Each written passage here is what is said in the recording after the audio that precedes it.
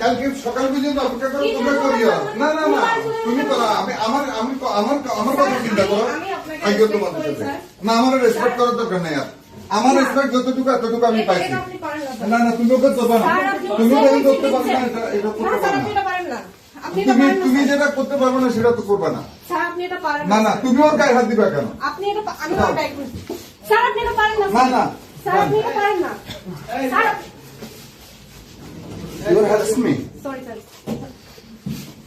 Sir আপনি এটা করতে পারেন না স্যার।